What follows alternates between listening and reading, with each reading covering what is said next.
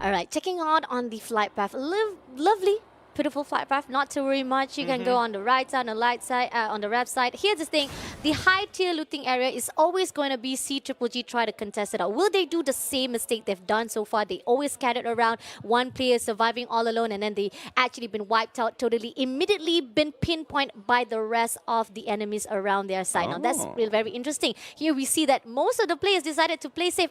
Except for Torat, we do see they are actually nearing the high-tier looting area. On the other side, we do see Torat going into the mode house. It's a little bit scattered around. Most of the players are not contesting unless if Flash meets off with attack around. Yeah, if we're looking at CGG, I thought they were going to go for the high-tier loot zone as well, but you saw how many people were jumping out of the ship at that point, right? RRQ Kazu, attack all around, Team Flash. We even see Thorat as well, jumping a little bit more staggered here. But I think Thorat made the smarter decision, just taking their time, waiting for people to jump first, making the decision afterwards, because now they have a large area to work with.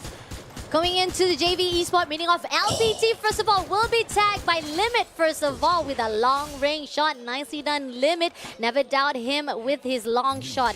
And he will be the one to open up with the blood. On the other note, the P Esports, they don't need to worry much. They will be able to revive it back, so they're back with the full squad. This is just a little bit of farming at the beginning of the game number 3. Here's the thing.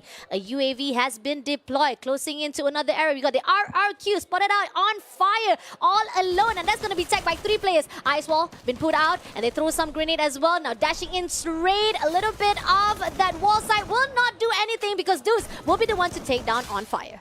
Underlooted, no resources to work with. RRQ are able to get a free pickoff for the rest of CGG. Are going to be locking down this compound, looting up as quickly as they can. They might disengage for this or look to hold the compound, but I think the revive is going to be a little bit more valuable here.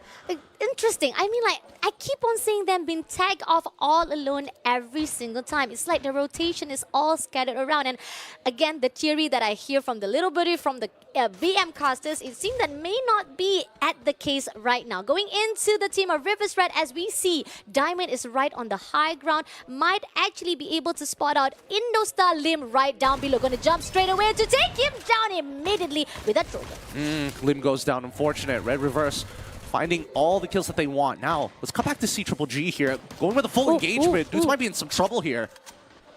Kozku comes through, ready with a grenade. Gonna throw inside, but he also been returned favor with the grenade. It doesn't hit him though, nevertheless. Deuce has backed away from the fight. Razor comes through to actually back things off. He actually tried to rotate around, flanking off from the trailer side. Still holding their position. This is 4v3 situation as Legolas is right at the backside. Will be flanking to Kozku if he doesn't corner out his awareness for the Watcher 6 back. Abai comes through, and right now one player gets down. It's gonna be Peter. And on the other note, our team of CGG losing it. Kozku comes through, and unfortunately, he's giving himself death immediately and taking another play on fire by Abai. This is like just giving yourself away to the RRQ Kazu. Oh, that's just so unfortunate. Oh man, Abe, doesn't matter what weapon's in his hands, he is a force to be reckoned with. Having the perfect weapon for the situation. Walks in, takes out 2, manages to find a 3rd at the same time. And one more, he's out of there. He does not want to be a part of this any further. He's going to be looking for a revive. Does he have enough crits to make it work? We'll see in a little bit. But it's Torak now having to hold a hill position against PE.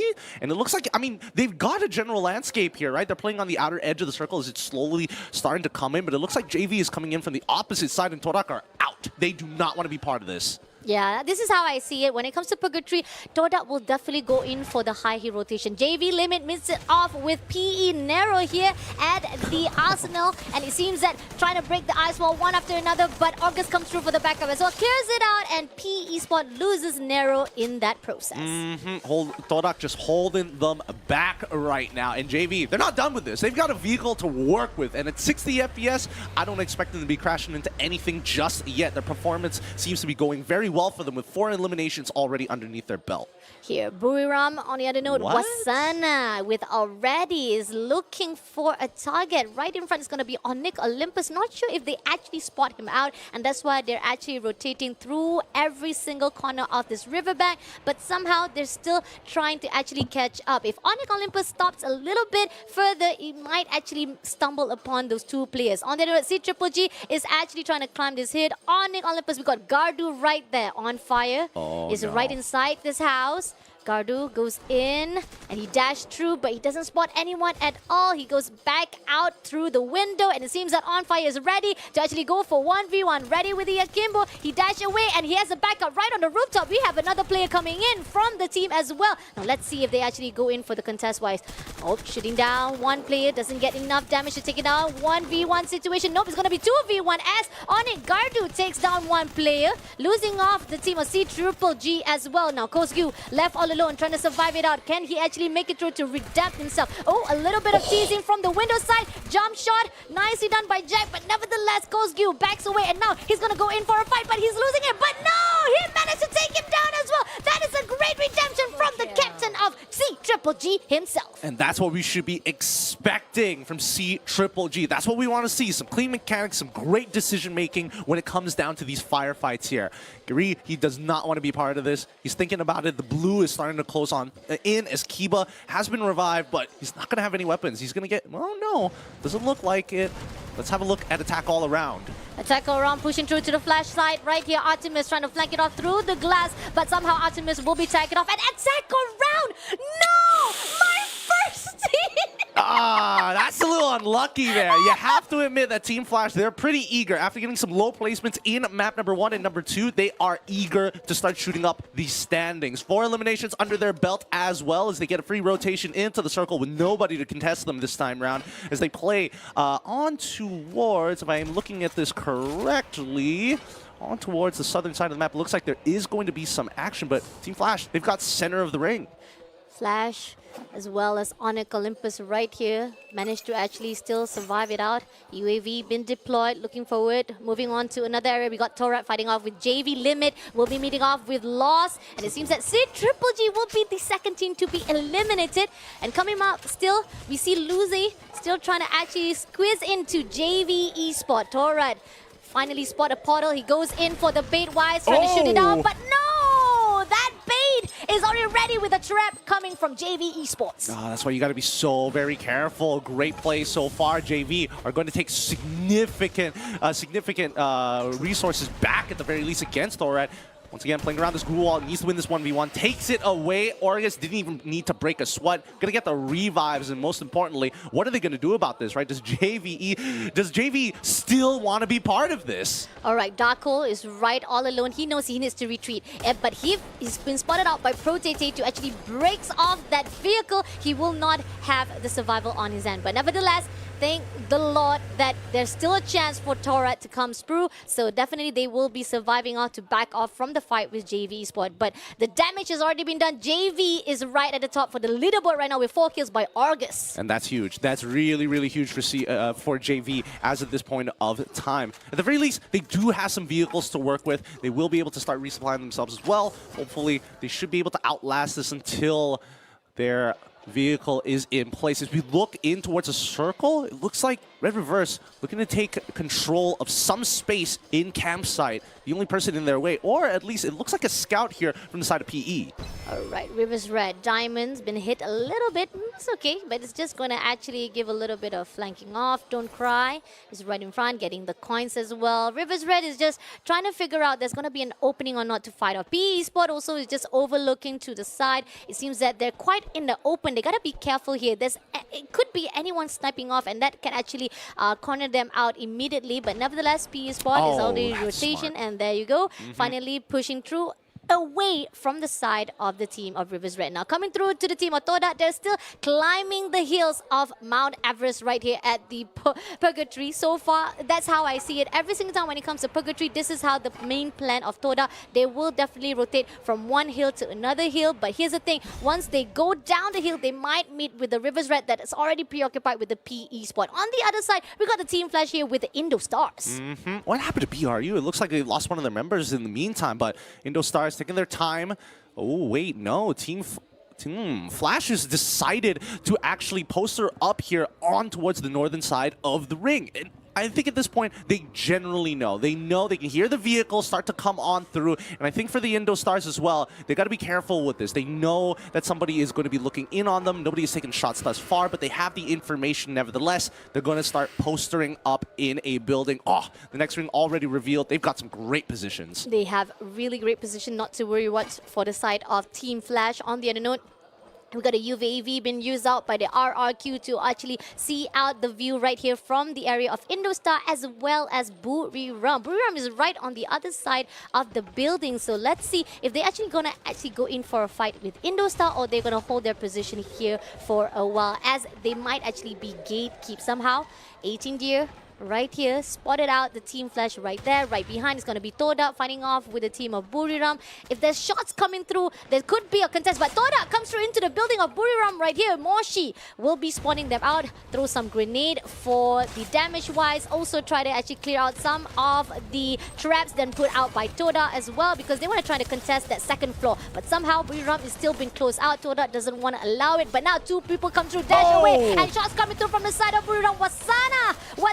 Can you do it? But somehow Ice Wall is barrier for the side of Toda. Noki holding position, trying to throw as much of that Trogan grenade to the side, but he will be the one to be taken out by the Buriram first of all. Now Mochika takes down another player, trying to actually go in for the quick scope, but doesn't manage to do so. Zen will be the one to be denied any of the kill points again, as Buriram takes down two players. Now goes in for another player. Toda will be eliminated completely by the Buriram United Esports. Well, it looks like both of our predictions aren't going to be making it this far into this map, unfortunately, but Buriram now getting attacked by the Indo Stars, who decided to jump right onto the roof of their building and immediately engage on the second floor.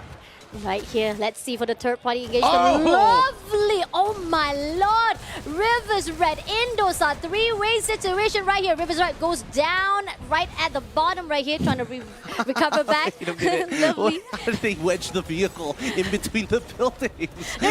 They're cornering out. They're not allowing anyone to get out of this area, man. Seriously, a great job from the teams itself. But Buriram still holding their position well. Great job coming through. But it seems that JV Esports is also joining in the party. There's no other party with 3 or 4 party coming up. And there you go. Rivers Red will be cleared out immediately. But on the other note, JV Esports, they're not done yet. They want to fight out with the Indostar right around the area. Buriram is right still at the second floor. Nobody is contesting them off. Indostar holding their position. It seems that JV has back off. They finally actually farmed enough kill, and they feel like they need to rotate back off. Flash is still on the other side. They're just looking over, and it seems that Indostar is backing off as well. They know for a fact that it's not going to be easy for them to go to the second floor of the team of Buriram. Shots coming through from the other side. Kochil got to be careful here. They back off away again. Kochil, they need to be careful here. Indostar, a little bit too open to be stepping out to take down from one player to another. This is really, really unfortunate, because getting a revive at this state of the game is going to be even harder, right? The buy station is not too far away, but it's stuck between Crossfire, Flash, and RRQ from all angles. JV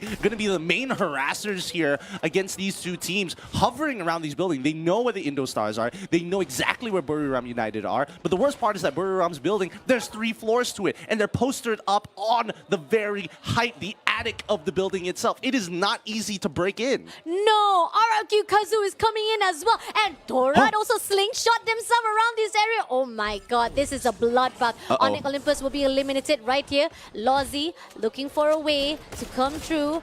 JV also spotted out the team of P Esports, who tries to get into the zone. They will gatekeep those in those areas as well. This is a great cornering from each angle for the JV Esports, and they're also holding their position right here at the Buriram side. But JV Protete spotted out one player, gonna go in front of flag. Ice Wall being put out. JV Protete goes into the right side. PE Nero still holding the position, trying to survive it out. But LBT, can he get it done? He will be able to take down Protete first of all, and then he's gonna rotate to limit as well. But Nero doesn't get it done as well. But JV still ready with August, throws some August to the side, but somehow not going to be enough. Grenade being thrown out, and Nero will be the one to flank it off, and one more player to go. P Esports is doing well to fight out with JV Esports, but they spotted out one player, still surviving.